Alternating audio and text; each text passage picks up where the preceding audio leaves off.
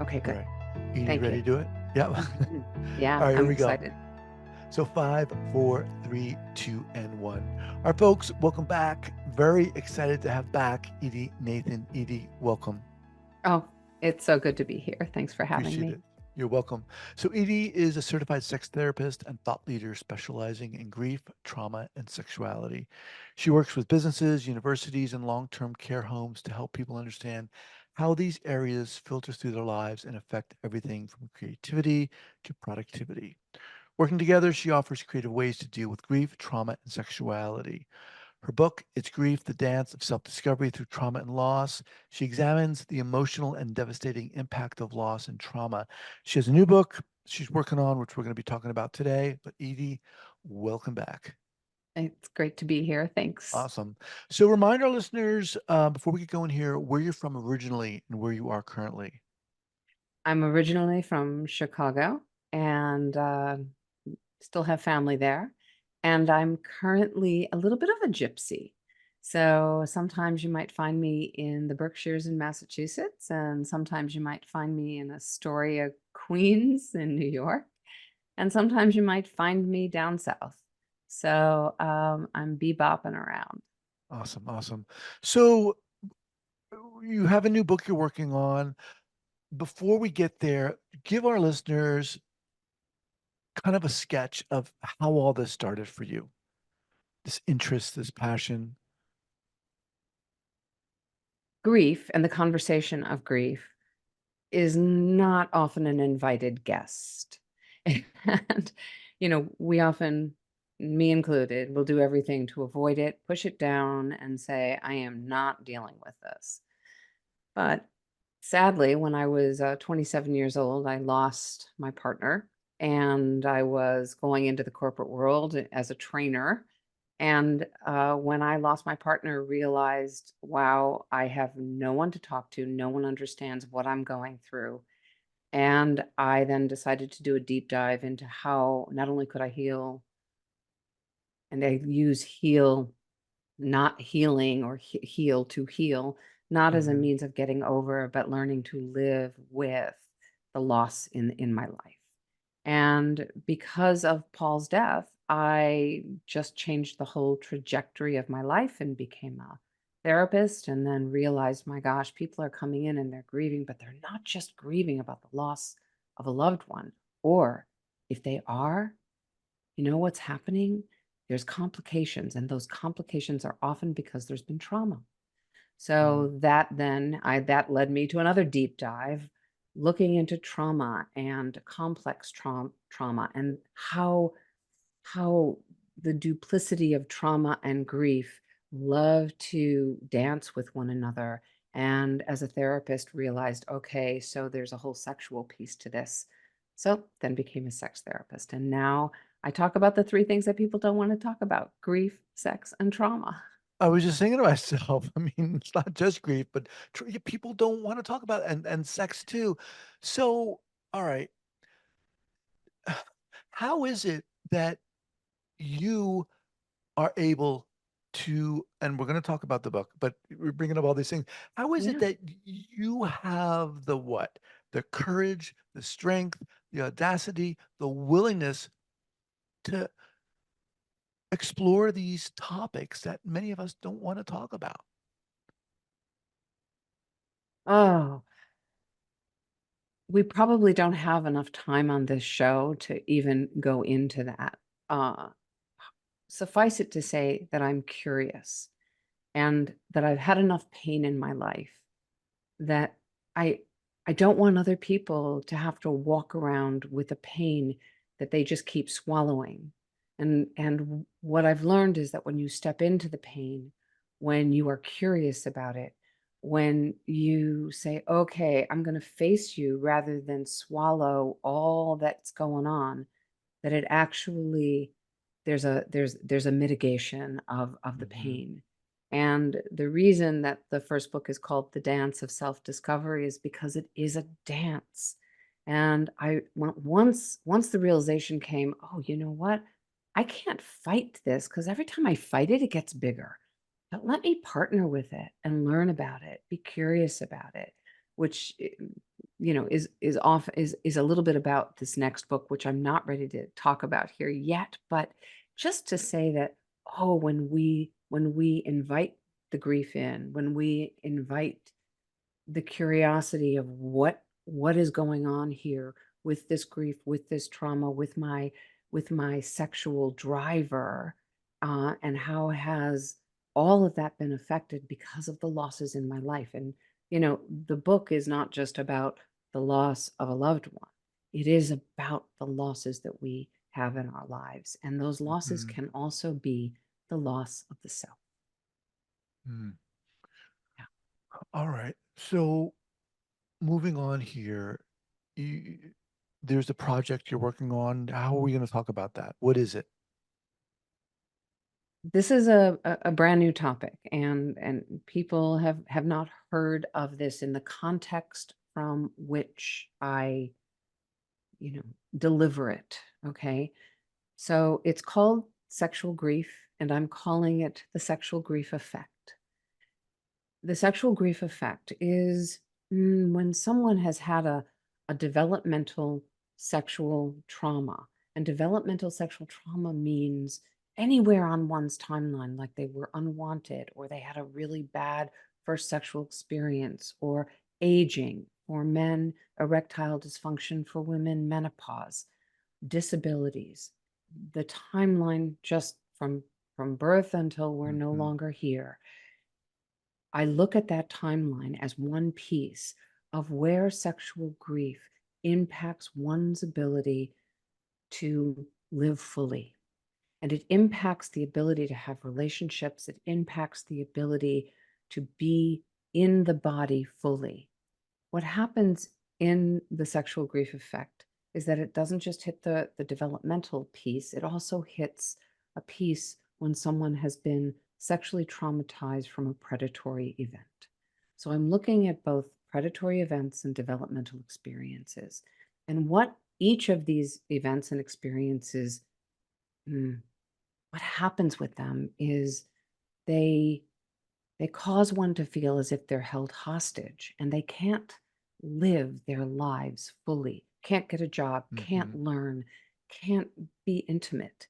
And it takes away those primary passions or even the belief in oneself.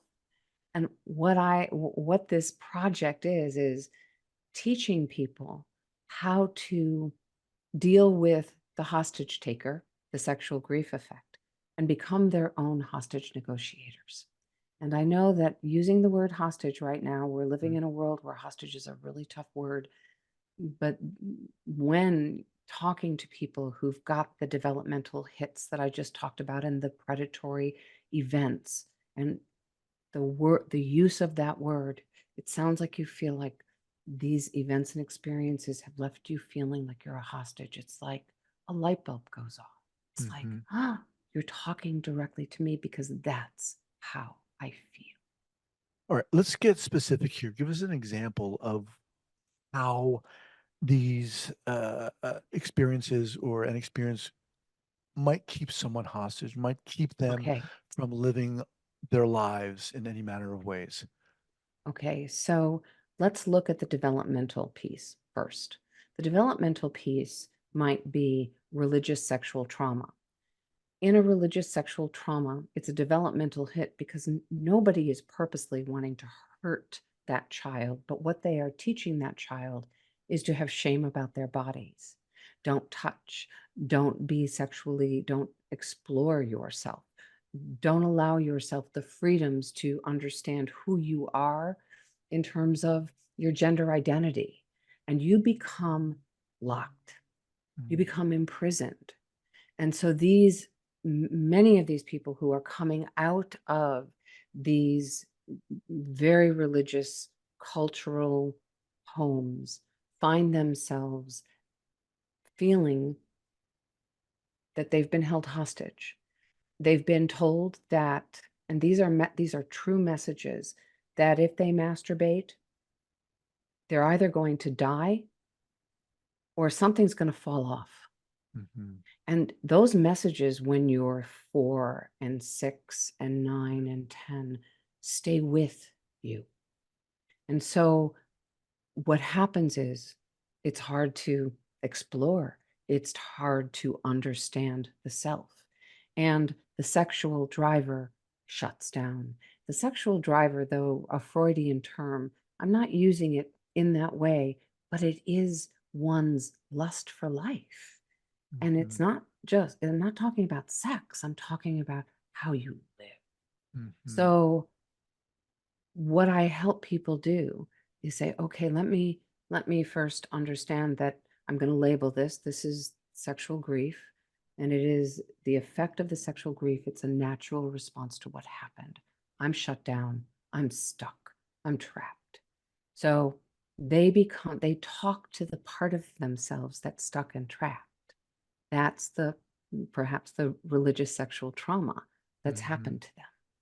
And in talking to it, they first become curious, which is the first stage to a good hostage negotiation. I call mhm. it curiosity and awe. They then go into empathy because it's really hard to have empathy to the thing that's hurt you or entrapped you. And so it is an empathy energy. And this is not linear, but we do Right. start out with the curiosity and we do go to the empathy. And the third piece to this, and there's six altogether, but these major three pieces is developing a rapport and trust. And so you begin to really have these conversations with the part of you that is holding on to the sexual grief effect, this natural response, and you are finding ways out. We can, I mean, I can imagine as you're speaking how someone who's gone through that type of sexual trauma would kind of cordon off that part of them, right? It's brought That's them right. so much potentially shame, they don't even want to talk about it. And you could think about other ways people would then deal with this part of themselves that's been closed off, right? That's right. Acting out, addictions, et cetera, et cetera, et cetera. That's right. Um, okay, so what about another example? That was, Another, so that's one example, and let I me, wanted before to we, go there. hold on one second. Sure. How prevalent is that type of trauma? I don't have a percentage, but it's more prevalent than we would think. We would And think, along the yeah. developmental timeline, we've got period poverty for young women who didn't know that they were going to have their periods Mm, and sadly think upon getting their periods that they are bleeding to death. And mhm, what ends up happening is every month they go through that trauma and their bodies, as you know, Bessel van der Kolk often talks about, keep the score and they're just waiting. And because the trauma is not dealt with, and then if there actually is financial difficulties in being able to get the um, the appliances or the things needed, you know, during their monthly periods, if they don't have the money to do it, oftentimes girls will miss school. And that's where the period poverty is also enhanced. And then we're mm, talking about the shame. And the shame goes into this is something that's happening to this young girl, mhm. and she's not prepared. And she is really filled with self loathing and disgust around something that should be beautiful. And Yeah. there is the sexual grief effect. And she is held hostage by this every single month. And the women who finally deal with this, some gynecologists will help some of these women really deal with their shame around it, but often it's just disregarded. And women don't understand why they may accordingly have something called vaginismus, which is the clamping down of the vaginal muscles. And it makes penetration difficult, if not impossible. And sometimes there's something medically wrong, but Mhm. sometimes it's an emotional piece. So Yeah. I mean, I'm just thinking this experience, it's just fraught with these landmines of silence and that's shame right. That's and right. can't talk about it, and That's right. even in the doctor's office, if they even ask about it. So, That's right. okay. So that's the developmental. If we look at predatory, we can look at any one scenario that is of a predatory nature. And I say predatory so that, anyone who's listening, um, will not necessarily feel the overwhelm of anything that I might describe. But Hmm.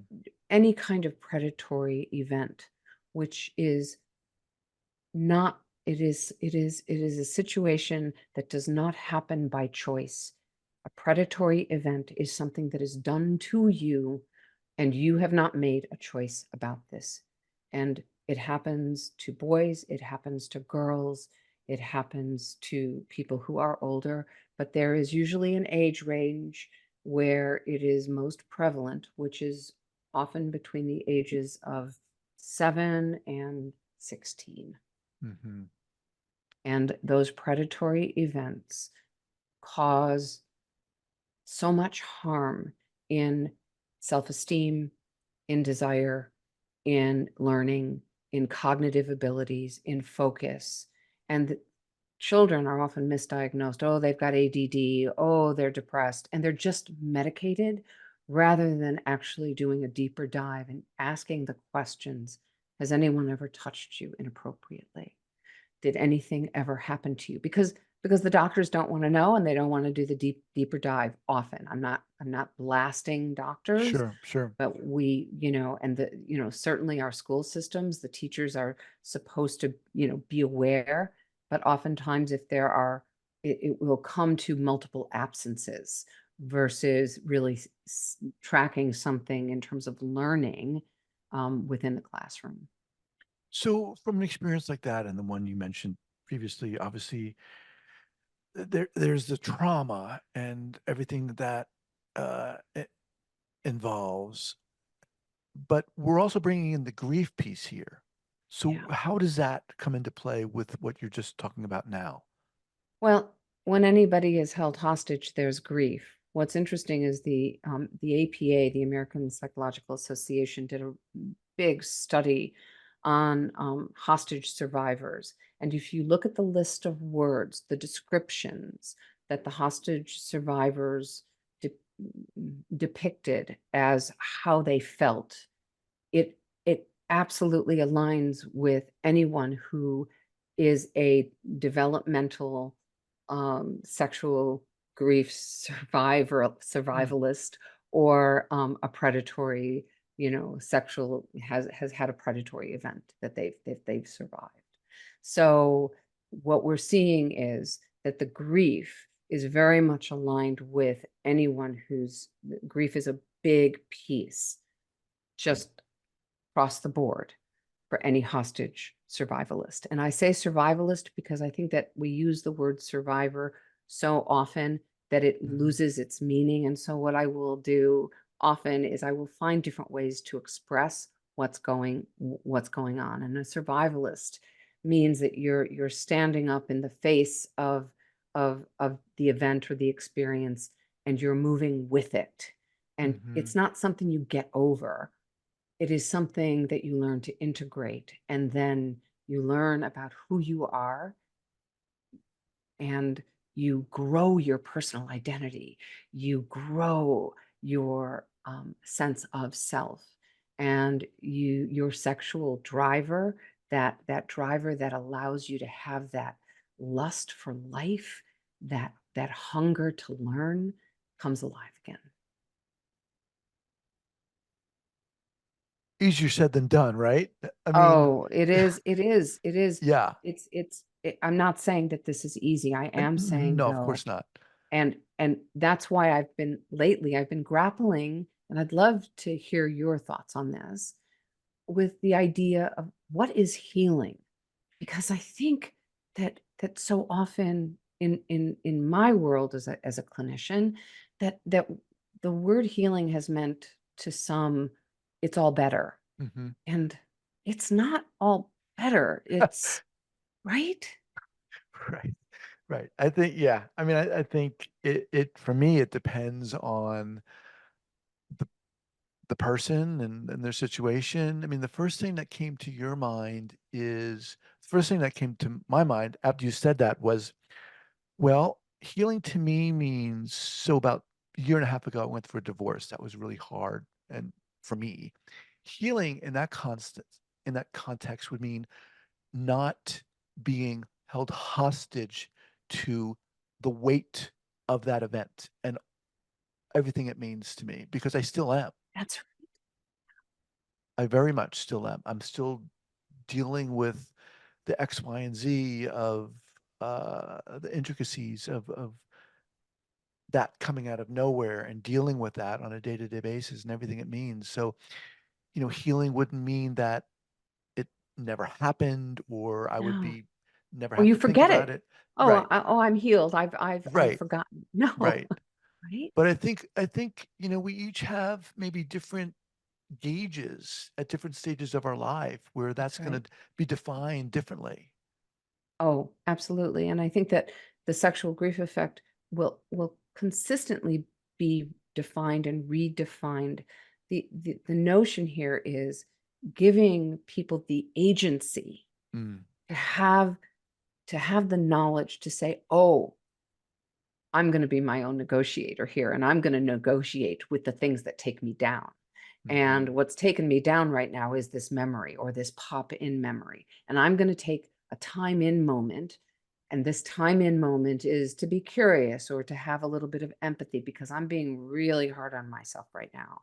Because I think, because going out on a date or having, going out with friends or going for that job interview, I'm having a hard time believing that I can do this. So mm, let me just stop for a moment, have a little bit of empathy, be curious about, okay, so what's the messaging here? Okay, I'm going to negotiate with my hostage taker right now because these are old messages. And mhm, that message doesn't have to hurt me right now. I can deal with it. I can talk with you. I can be curious with you. And I can say, I, I have another part of me that's developing and growing. And that's the part of me that I'm going to nurture right now.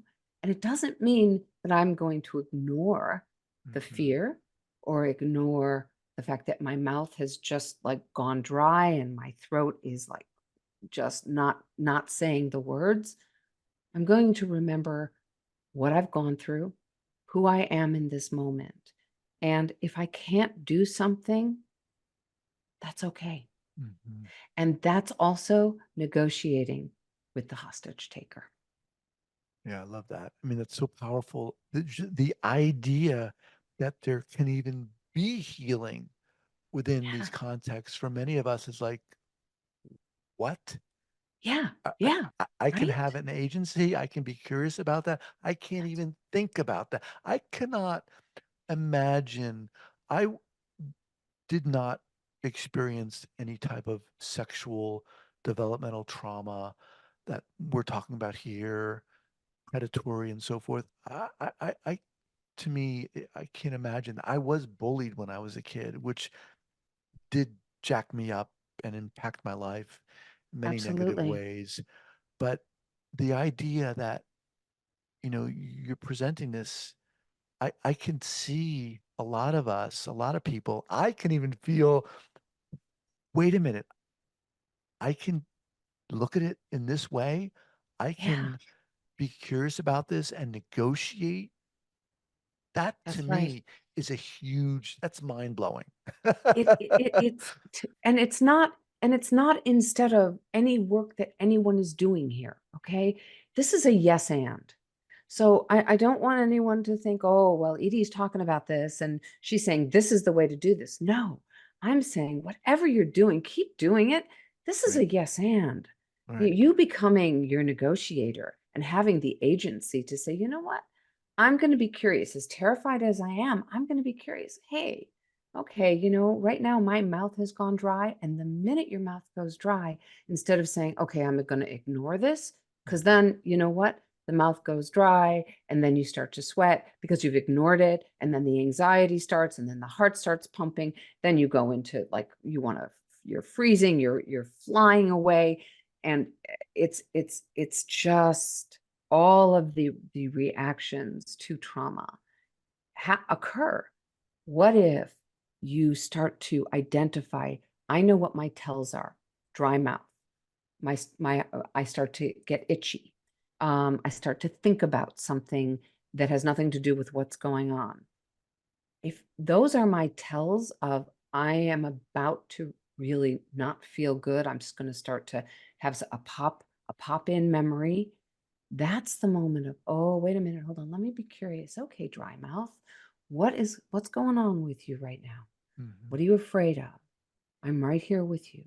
I'm going to just get a glass of water. I'm going to make sure that my swallow reflexes are working, or I'm going to do something like this, or I'm going to concentrate and refocus on just trying to feel my thumbprint. And you are actually negotiating in that moment. In the sense that you're what? Your prefrontal cortex is online. You were Oh yeah, your absolutely. aware. Your prefrontal cortex is online. You're usually what's happening when there's a trauma response. Your brain is in freeze mode. Your prefrontal cortex is saying danger, danger, danger, and you're like, yeah, I gotta run, I gotta run. But before that happens, there are often tells that happen in the body. And if we become curious about what those tells are, whether it's dry mouth, I used to have horrific anxiety. Uh, my sense of smell would become stronger when I was about to go into a really bad panic attack. Hmm. And I started to track it. And I started to be curious about, oh, I'm starting to smell onions. Like, that's really strange. Oh, I'm about to have a panic attack because I could track it. And that's where curiosity comes in. And what I found is if I paid attention and I was curious, and I could then say, oh, okay, so let me just breathe. Let me ground myself. Let me say to myself, what is causing the panic is something that I'm imagining, and it's really not happening now. And I can do something about this. And that curiosity versus I'm ignoring this, because whenever I tried to ignore the panic, you know what happened? It got bigger and Mm. bigger and bigger. But if I said, oh, wait a minute, it's happening right now, I'm going to pay attention. And I became curious. And at that point, I wasn't even talking about these negotiation strategies. I was able to actually find my own agency to calm myself down. I want to remind everyone, we're speaking with Edy Nathan. Edy, as we get ready to close down here, so uh, in a broad sense, what are we talking about here for our listeners? Broad sense, the pain that you're in, if you are in pain because of a developmental trauma along your timeline or a predatory event, the natural response you have is yours and you have a right to it. But if it's taking you down and interrupting your life, there is a way to interrupt its agency by creating your own agency. Mm. And it can't hold you hostage anymore when you learn the negotiation strategies that I have available for you. And if you go onto my website, sexualgrief.com, you'll find the 6 strategies to becoming a hostage negotiator. Awesome.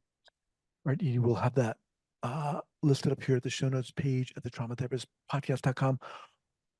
Love having you on here. Love being here. Thank you. I appreciate it. I appreciate your passion. And you have this way about you that is, you know, I get off the call with you, and I'm like, that's the person I want to have as my therapist, you know? Anyway, I really Thank you. appreciate you being here. We'll be in touch. Absolutely. All right, take care. Okay. Bye.